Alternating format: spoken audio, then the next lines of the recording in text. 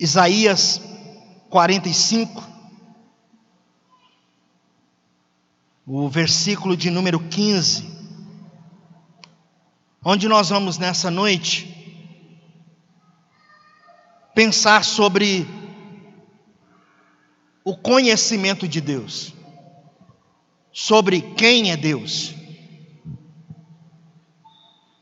Então nosso tema ficou: você conhece Deus? É uma pergunta retórica, e eu quero compartilhar com vocês hoje sobre isso. Olha o que diz o texto.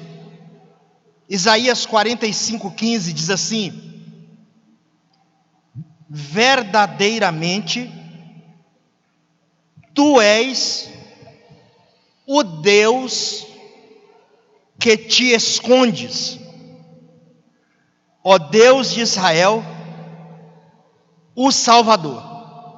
Amém? Verdadeiramente tu és Deus, talvez na sua tradução, que te ocultas, o Deus de Israel, o Deus Salvador. Onde está Deus?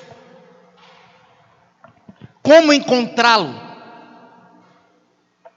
Como conhecê-lo? Se à luz desse texto do profeta messiânico, um dos profetas que mais falou a respeito do Messias, Isaías, como conhecê-lo, se o próprio texto diz aqui que ele é um Deus que se esconde? E quando a gente pensa, quando nós pensamos em Deus, a maioria das pessoas tem uma imagem de um velho,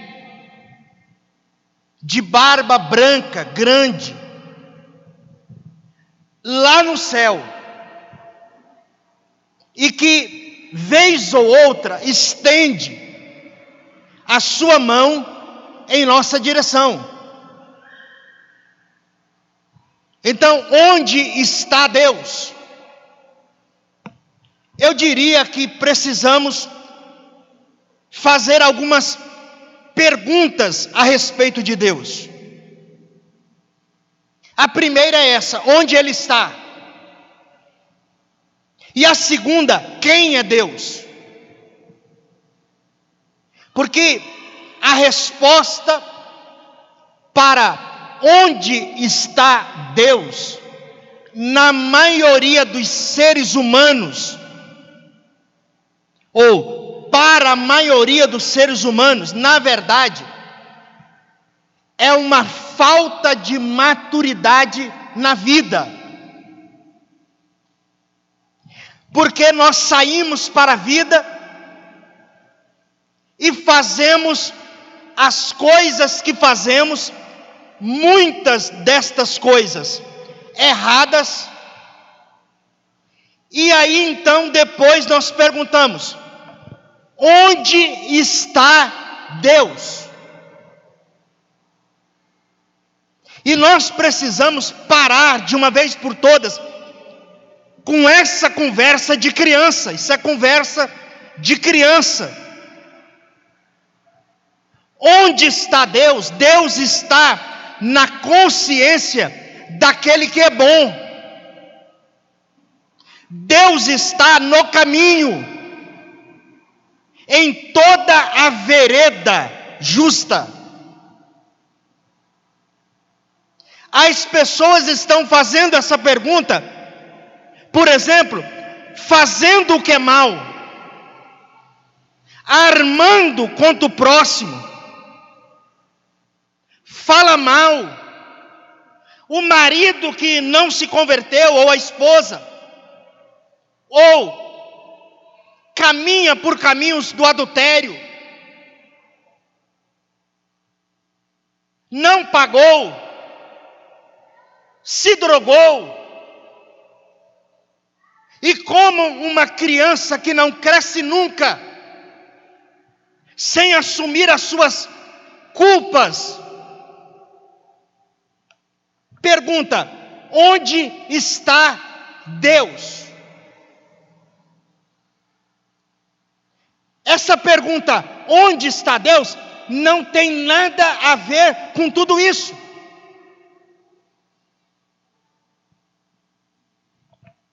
Deus é a misericórdia, o amor, para que você possa se redimir e voltar a fazer aquilo que deve ser feito. Quem cresce em Deus, quem amadurece, para de perguntar onde está Deus, nessa perspectiva de quando as coisas não dão certo por ação nossa. E a segunda pergunta é: quem Deus é?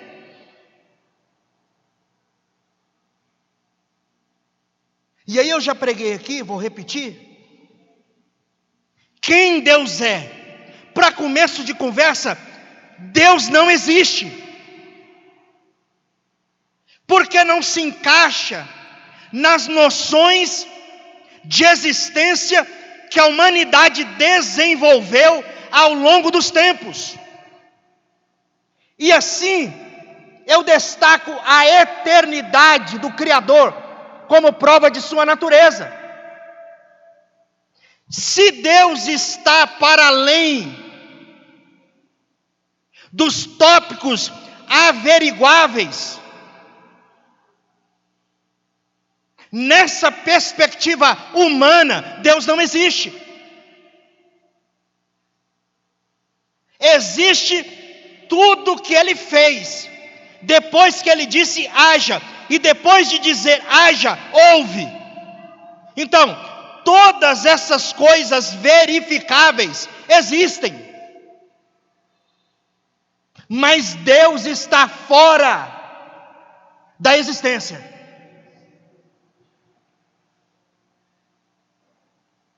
Se Deus é contado na existência, esse Deus não é Deus, é uma coisa. Deus é uma energia que faz parte do universo, para muitos, mas isso não é Deus. Porque o Deus verdadeiro é invisível, inescrutável, inatingível, inimaginável, inconcebível e absolutamente absurdo. E tudo mais que existe, existe nele. Então, o que existe nele é finito, portanto, é estudável, portanto, existe. Ele, todavia, é eterno. Então, Deus não é judeu.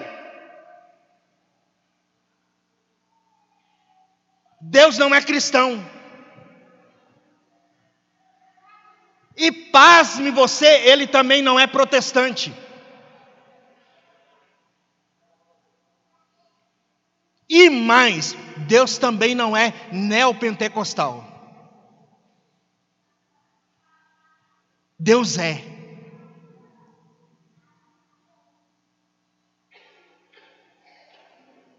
Quem é Deus? Deus só pode ser conhecido por seu amor. Então, a resposta é essa. Quem é Deus? Deus é amor. Tal resposta pode não ajudar a alma humana a encontrar paz e descanso. Tal resposta não ajuda a resolver para as crianças que não cresceram as questões da vida, da alma e do espírito.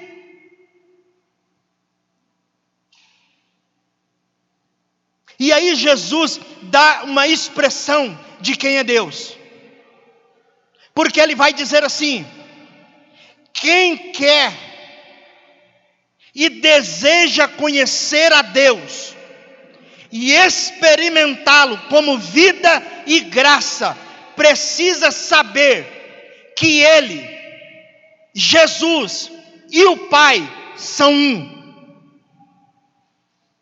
Jesus também disse: quem vê a mim, vê ao Pai. E disse mais: se me tivesseis conhecido, conheceríeis também a meu Pai. E ele conclui: quem vê a mim, vê o Pai. Crede que eu estou no Pai e que o Pai está em mim. Então, assim, por e em Jesus, eu fico sabendo que quem deseja conhecer e saber quem é Deus, tem que fazer pelo menos duas coisas. A primeira é saber que Jesus é a expressão máxima de Deus. Segundo, é crer que assim como Jesus tratou as pessoas, assim o Pai trata a todos, pois as obras são as mesmas. Então, desse modo, eu não preciso andar com medo de Deus, assim como ninguém nos evangelhos andavam com medo de Jesus. Só tinha medo de Jesus nos evangelhos aqueles que serviam a religião e achava que a mensagem de Jesus, cheia de graça e de misericórdia, era uma ameaça à ortodoxia morta dos religiosos. Então eu lhe digo nessa noite: quem é Deus? Deus é a cara de Jesus. Qualquer Deus, seja pagão ou cristão, que não se parece com Jesus nos seus atos de justiça, amor, graça, compaixão e misericórdia, é aquele tipo de Deus que Jesus chamou de ladrão e salteador. Então as pessoas estão querendo saber como Deus trata os humanos.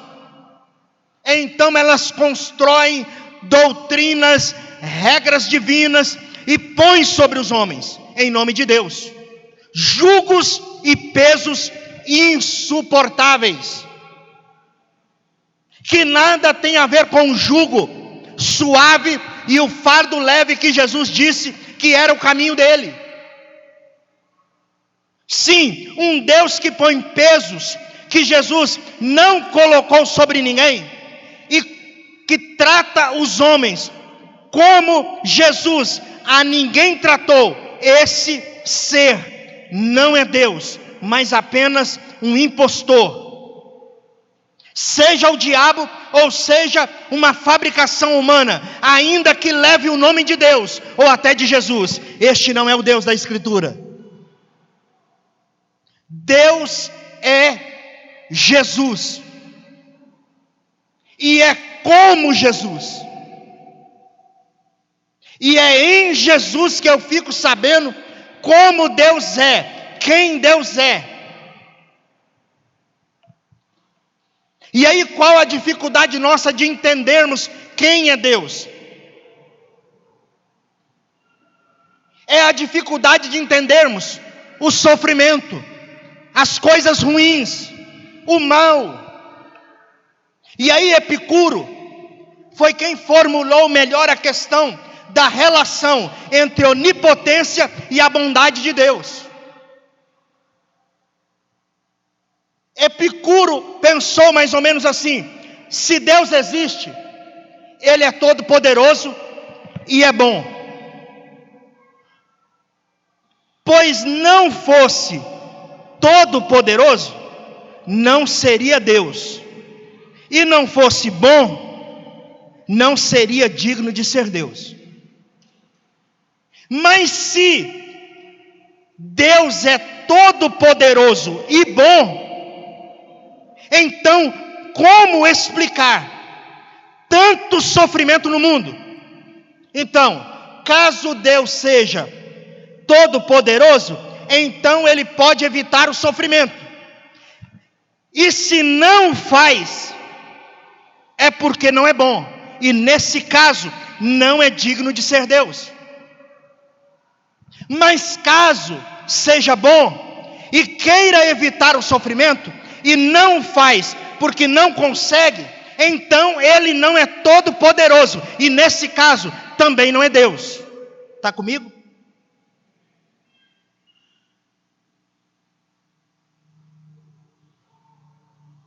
Então, considerando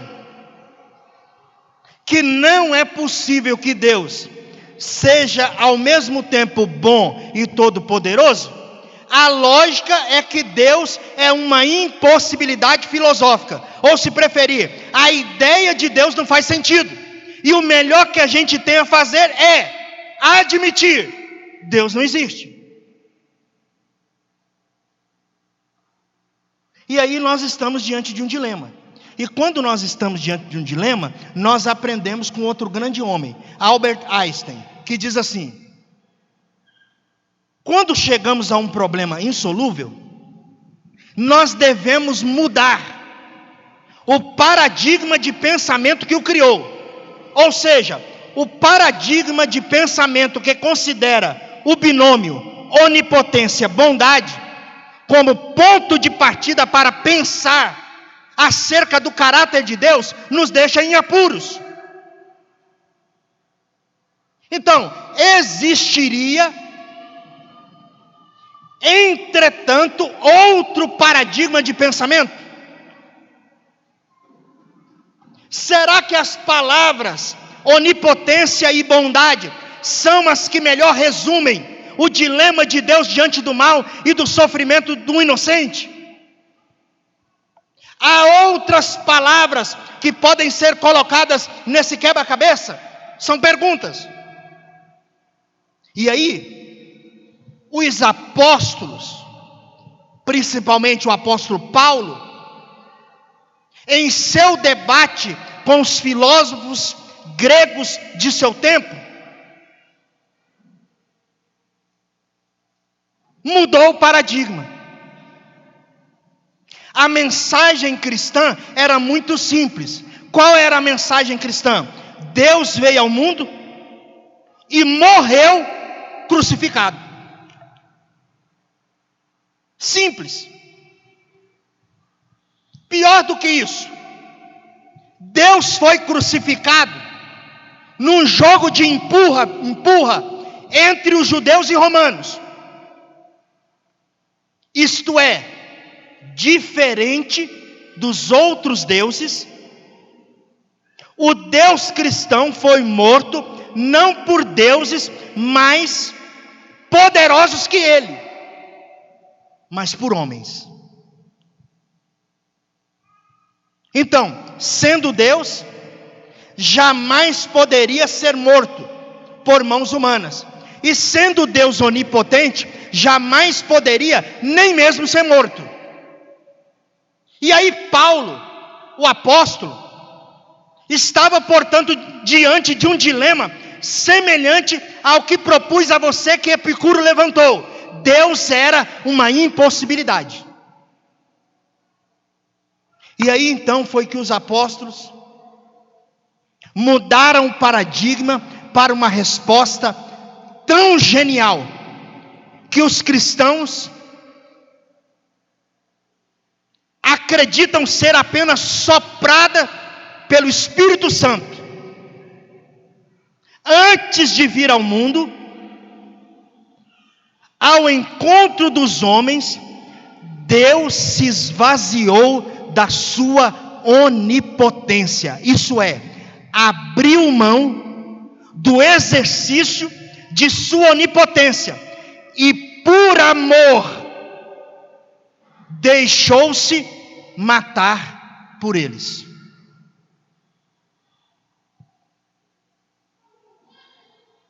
Deus abriu mão de sua onipotência em nome do amor. O apóstolo Paulo admitia que não era possível pensar em Deus sem considerar o binômio bondade-onipotência.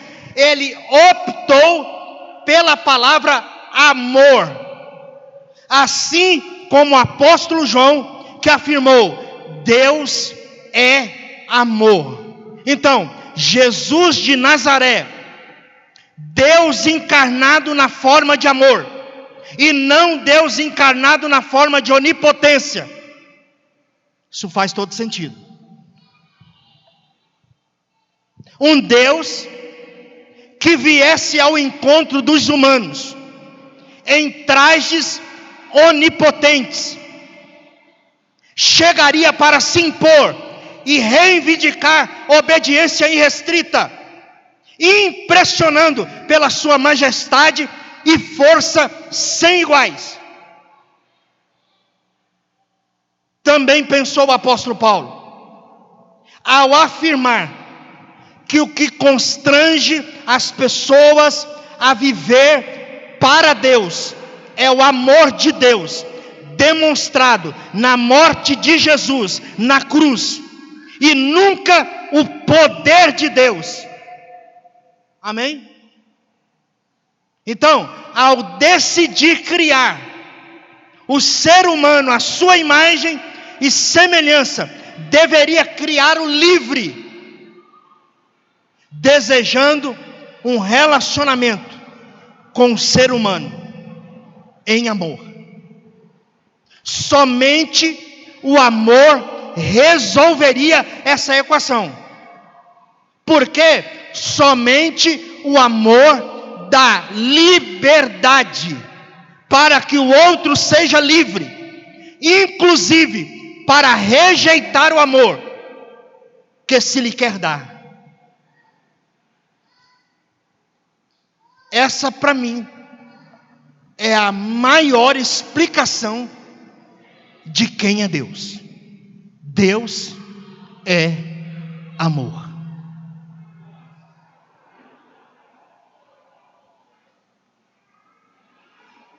Negou-se a si mesmo em favor de nos dar a possibilidade de uma vida plena e eterna com o Pai.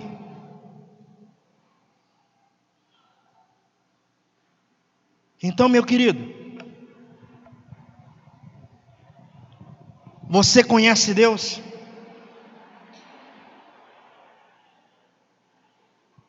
Deus se diminuiu, esvaziou-se do exercício de sua onipotência, abre mão de se relacionar em termos de onipotência e obediência, e passa a se relacionar com a humanidade na base do amor, liberdade, fazendo nascer o sol sobre justos e injustos. Então, só é possível conhecer Deus pela via do amor.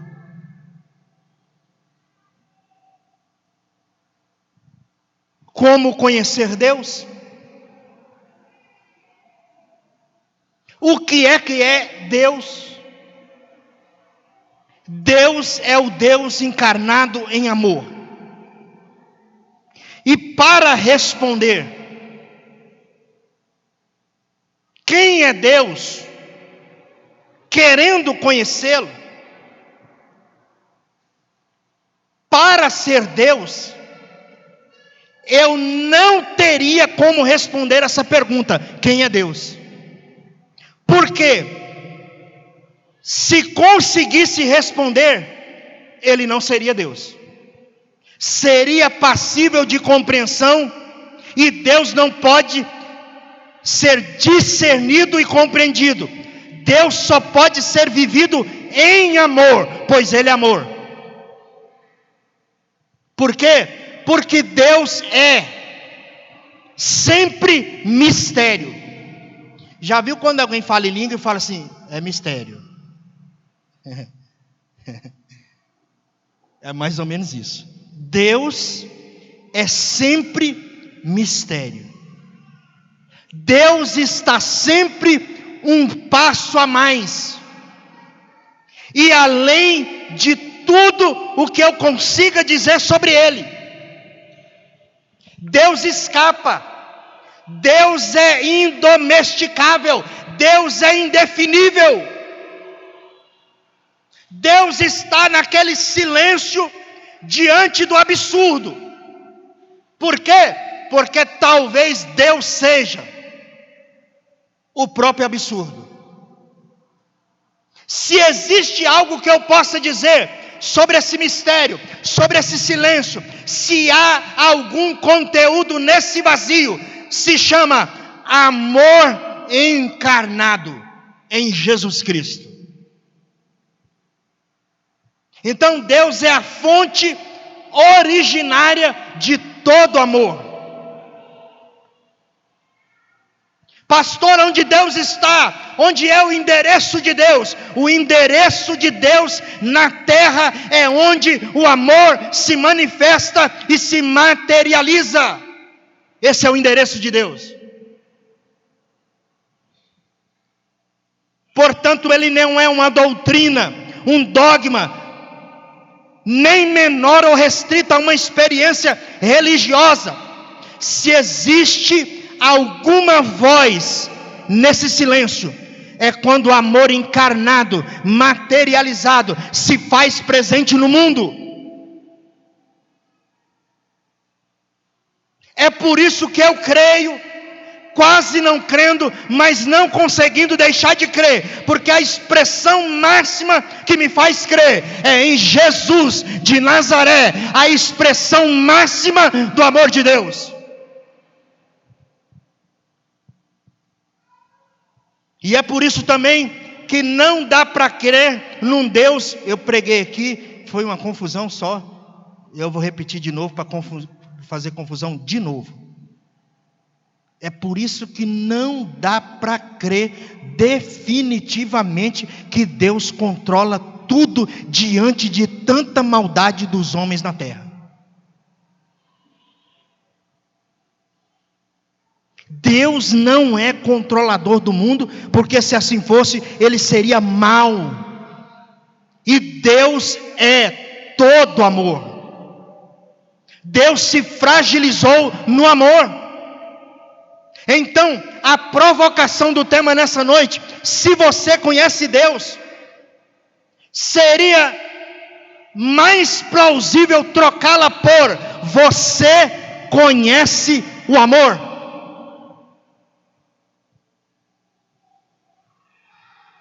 Você ama,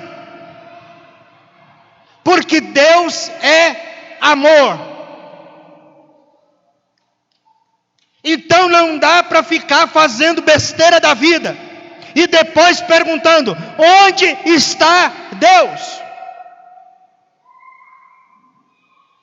É preciso um assumir de responsabilidade de alguém que já cresceu em Deus e que entende que a pergunta, onde está Deus, diante daquilo que eu acabei de fazer, Deus não está no que você acabou de fazer, foi você quem fez, foi você quem não fez, foi você quem falou, foi você quem não falou.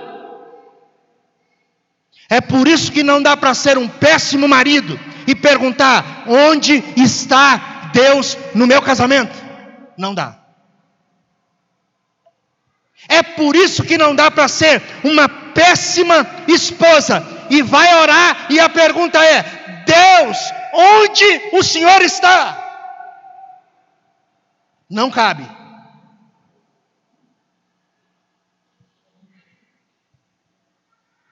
Tudo aquilo que você é, tudo aquilo que você tem feito, não tem nada a ver com Deus, a não ser que você esteja fazendo aquilo que Ele determinou para que os seus discípulos fizessem. à luz da Escritura Sagrada. Se for fora disso, não adianta perguntar onde está Deus.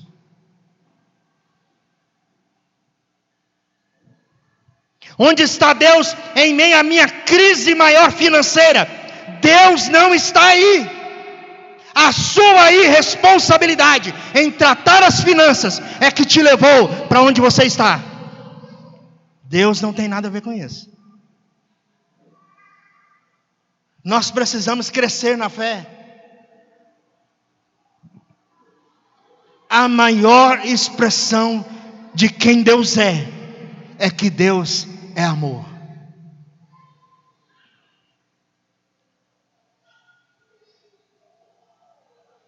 E Deus está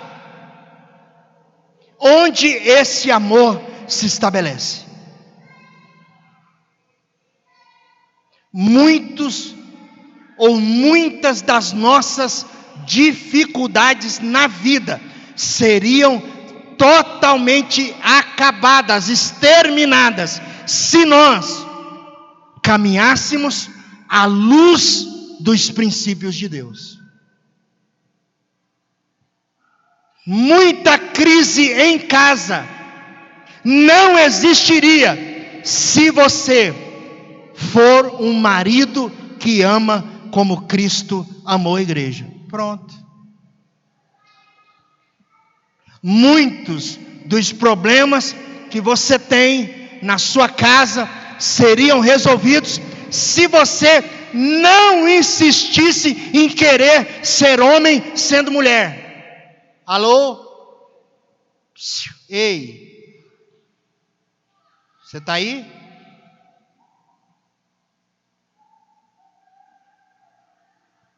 Muitas das angústias da sua alma poderiam ser inexistentes se você refreasse a sua língua.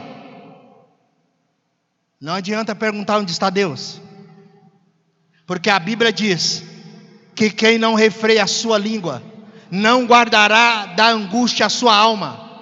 Quem refreia a sua língua guarda da angústia a sua alma, ou das angústias a sua alma. Então não dá para perguntar onde o Senhor está. Deus, onde o Senhor está? Que tanta gente hoje morreu de fome. Deus não tem nada a ver com isso. A fome na terra é um problema nosso. Nós ainda jogamos comida fora. Nós ainda compramos roupas que nós não usamos durante 1 ano ou 6 meses. A pergunta onde está Deus não cabe, porque nós precisamos agir como aqueles que foram alcançados por esse amor tremendo de Deus, e agora nós vamos partir para ajudar e transmitir esse amor aos outros. Deus é amor. Então a pergunta, você conhece Deus? É trocada pela pergunta, você conhece a expressão máxima de Deus? Amor.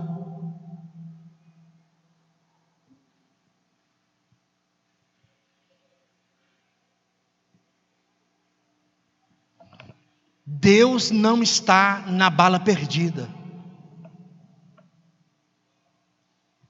Deus não está na criança que morreu de fome hoje.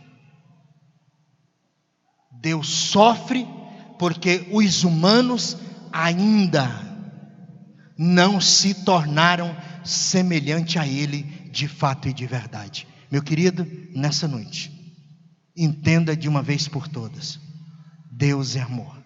Essa é a maior expressão que define quem é Deus.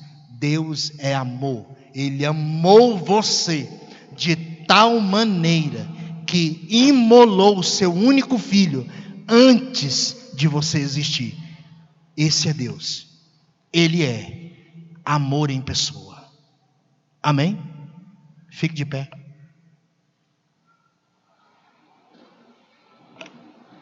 Deus é amor.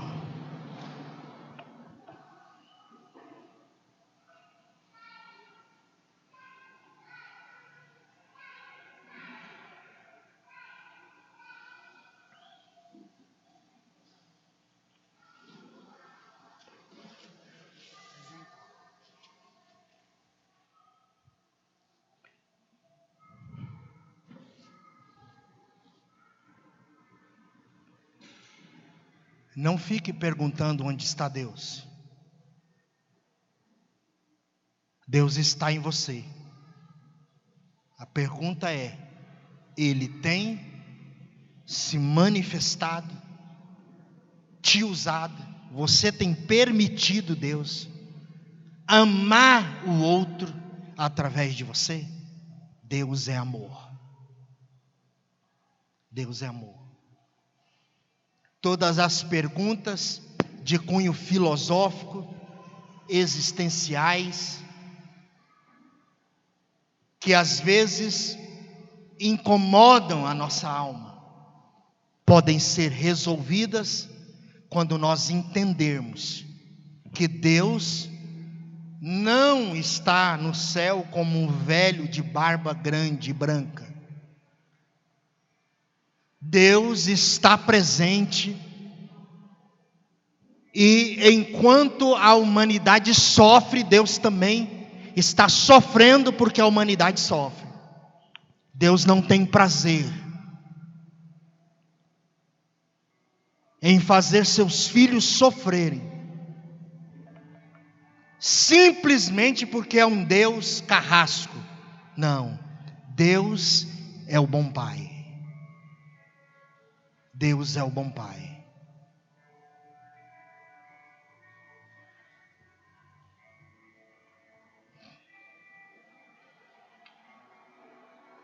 E nessa noite Ele está aqui.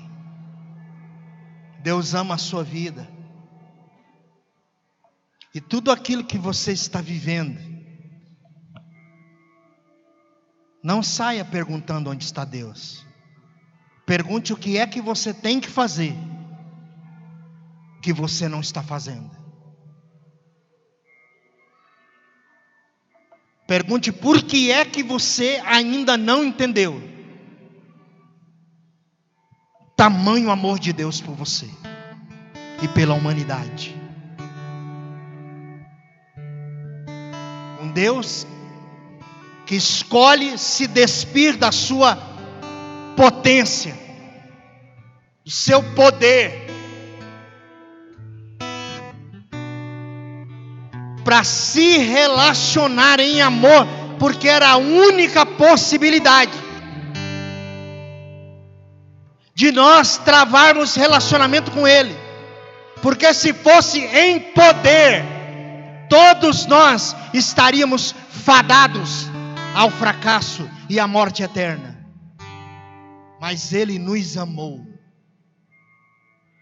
Ele nos amou primeiro.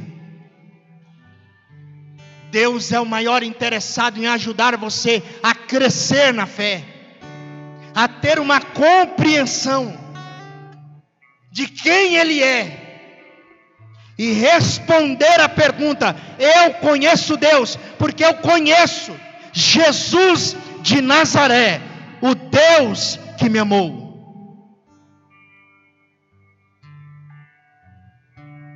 Aleluia. Você pode mudar o quadro da sua vida. Você pode parar de encontrar a culpa em Deus, porque lhe afirmo nessa noite, sem sombra de nenhuma dúvida, que Deus não é culpado da tragédia humana. A tragédia humana é produção nossa, mas a graça, o amor e a misericórdia de Deus estão disponíveis para todos aqueles que querem acessar esse amor. E não apenas recebê-lo, mas transmiti-lo aos homens. Esse é o convite de Deus nessa noite. Servimos um Deus que não pode ser conhecido por outra coisa a não ser por quem Ele é, e Ele é amor.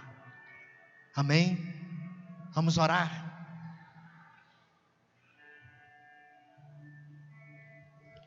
Deus, nessa noite, nós queremos te pedir uma dádiva,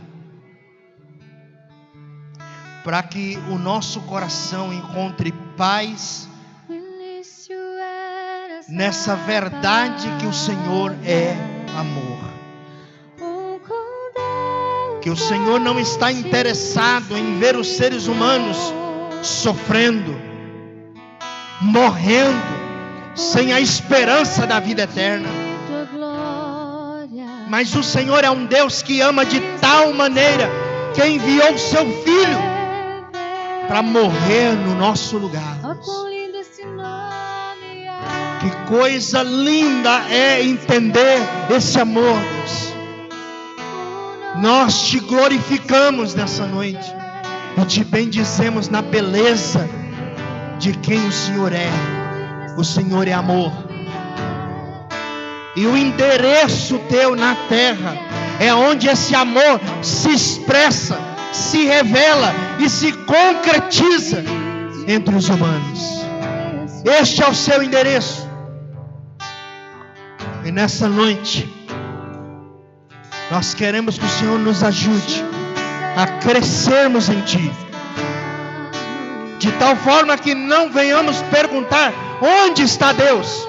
Em meio às lutas, às dificuldades, os problemas, que muitos deles seriam inexistentes se nós deixássemos a pergunta de onde o Senhor está e partíssemos para a ação na nossa vida e no nosso dia a dia.